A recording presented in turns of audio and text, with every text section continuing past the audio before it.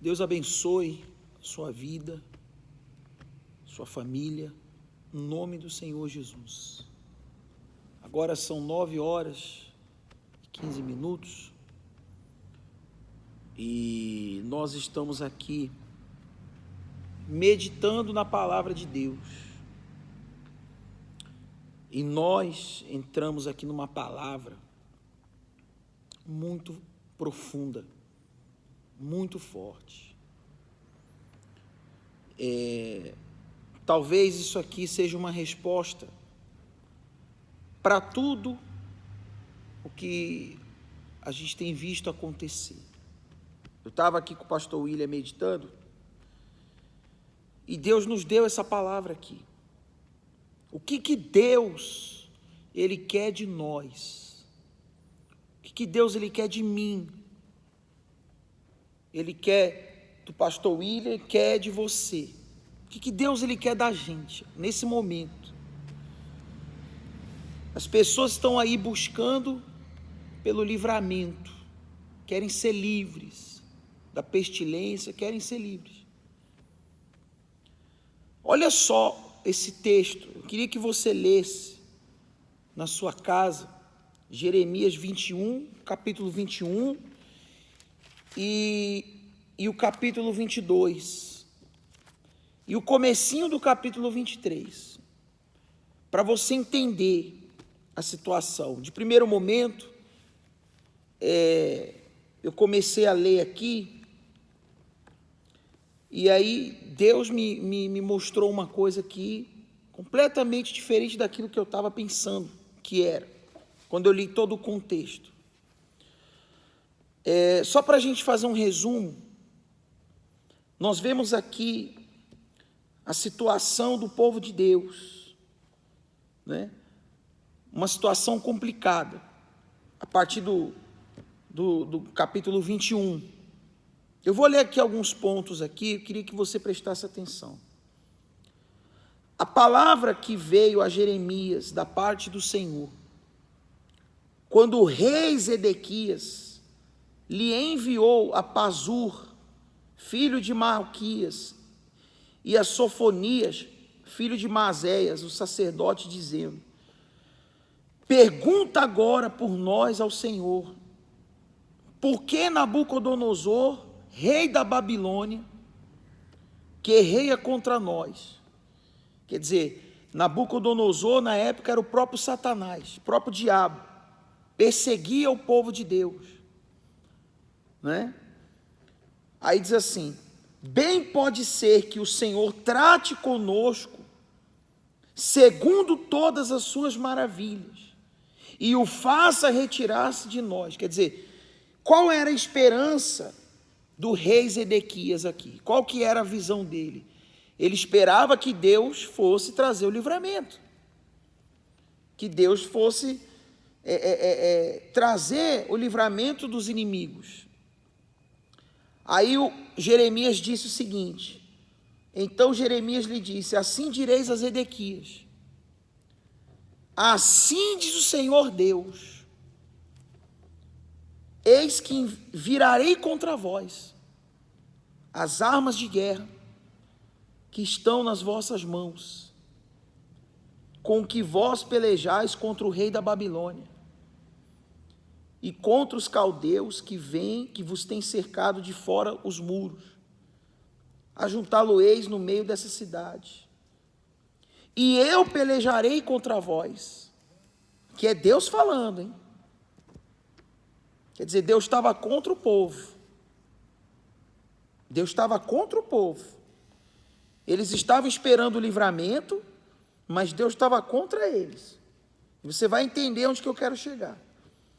E eu pelejarei contra a mão estendida e com um braço forte, e com ira, e com indignação, e com grande furor. E ferirei os habitantes dessa cidade, assim os homens como os animais, de grande pestilência morrerão. Olha só. E depois disto, diz o Senhor, entregarei Zedequias, rei de Judá, e seus servos e o povo e os que desta cidade restarem da pestilência, e da espada e da fome, da mão de Nabucodonosor, rei da Babilônia, e na mão dos seus inimigos, e na mão dos que buscam a sua vida. Feri-los-á ao fio da espada, não os poupará, nem se compadecerá, nem terá misericórdia. E a este povo dirás: assim diz o Senhor, eis que ponho diante de vós o caminho da vida e o caminho da morte. O que ficar nesta cidade há de morrer a espada, ou da fome, ou da pestilência, mas o que sair se render aos caldeus, que vos tem cercado, viverá, e terá sua vida por despojo. Bom, resumindo tudo isso aqui, você veja que Deus não estava feliz com a situação. Deus não estava feliz. Por quê? Estava aqui conversando com o pastor William, pensando, por que dessa ira de Deus? Né?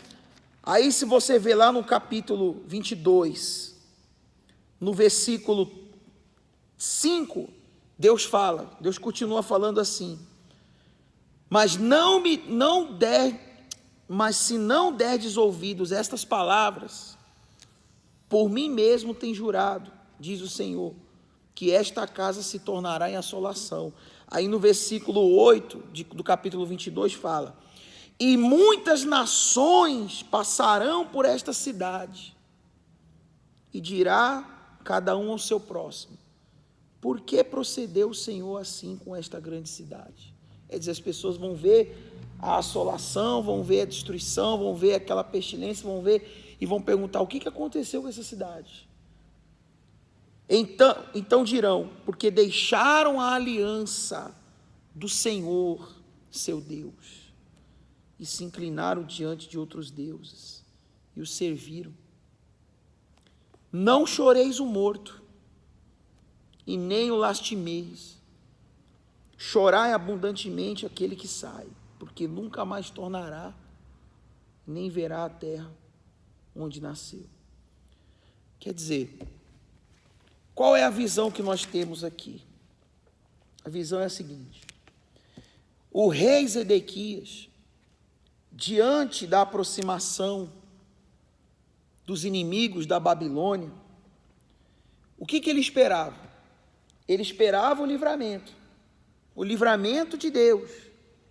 Ele até disse aqui, né, que o Senhor trate conosco segundo todas as suas maravilhas. Esse era o desejo dele, ser livre. Mas eles estavam interessados no quê? No que eles estavam interessados? Apenas no livramento. Eles queriam só o livramento. Mas eles não estavam interessados em se arrepender. Eles não estavam interessados em se voltar para Deus. É isso mesmo, pastor Wellington. A importância, meu amigo, minha amiga, de se arrepender. Só há uma maneira da gente vencer essa situação. Muitas vezes, você já falou ou já ouviu alguém dizer: se Deus é por nós, quem será contra nós? Não tem macumba, não tem inveja, não tem enfermidade, nada vai poder nos tocar. Mas vamos dizer ao contrário agora: se Deus é contra nós, quem será por nós? Quem vai poder nos livrar? Quem vai poder nos guardar? Quem vai poder nos proteger? Só há uma maneira de Deus ser por nós: se consertando, tendo esse compromisso, essa aliança com Ele. Quer dizer, o que eles receberam, eles queriam livramento, o que eles receberam de Deus foi um não. Foi simplesmente um não, foi a resposta que eles ouviram da boca do profeta, de que Deus lutaria contra eles com a mão estendida, com o seu braço forte, com ira. Então, vamos parar para pensar. Esse momento que a gente está vivendo hoje, esse caos que a gente está vivendo hoje, é momento da gente fazer o quê?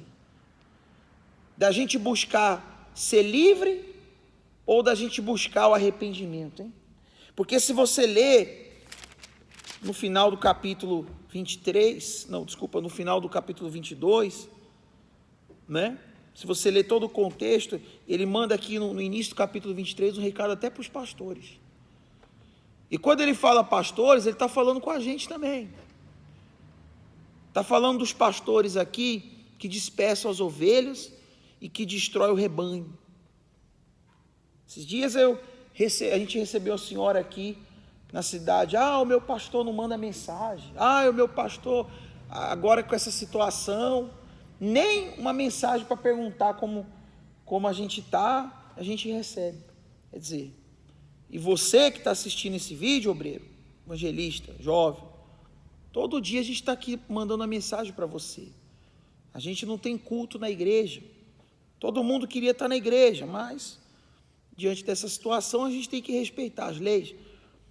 Mas mesmo assim, tem muitos que ignoram as mensagens, né? Ignoram as lives, não estão nem um pouco interessados em se arrepender. Estão enclausurados, enjaulados em suas casas, mas não estão se voltando, se humilhando para Deus. Sabe o que Deus está falando comigo? Eu preciso me consertar, eu preciso me arrepender. O senhor está em pecado? Não estou em pecado, mas eu preciso, isso aqui é um aviso de Deus para nós. A gente precisa se humilhar diante de Deus. Diante dessa situação que a gente está vivendo, não adianta todo mundo querer ser livre apenas. Eu quero ser livre, Você tem que se arrepender. O povo havia quebrado a aliança. Por isso a razão de tanto sofrimento naquela terra. Era como se Deus estivesse contra eles. Então, gente, que Deus tenha misericórdia de nós. Que Deus tenha misericórdia da sua vida, da minha. Vamos botar a nossa cara no chão.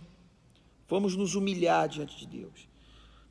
E quando a gente fizer isso, aí Deus promete aqui, no capítulo 23, no versículo 5, ele fala: eis que vem dias, diz o Senhor, em que levantarei a Davi um renovo, justo, e sendo rei, reinará e agirá sabiamente, praticará o juízo e a justiça na terra. Quer dizer, Deus vai levantar um renovo. É muito forte. Toda aquela situação que o povo estava vivendo, veio, não porque Deus queria o mal deles, porque Deus não quer o mal de ninguém. Deus não quer o mal das pessoas. Mas Deus permitiu que o povo sofresse, que o povo perdesse, para que o povo se arrependesse. Então se arrependa. Se arrependa. Se essa mensagem está chegando para você, se arrependa. Se arrependa dos seus erros. A única maneira de nós sermos livres é o arrependimento. É como o senhor falou aí, pastor William. A gente costuma dizer, né? Se Deus é por nós, quem será contra nós? Mas e quando Deus é contra? Quem vai livrar? Então agora é momento de você refletir sobre a sua vida. Eu não estou falando isso para querer causar um pânico, um terror, nada disso. Porque todos nós temos que nos humilhar, botar a cara no chão e se arrepender dos nossos pecados, dos nossos erros. Isso que é o importante. Que Deus abençoe a sua vida em nome de Jesus.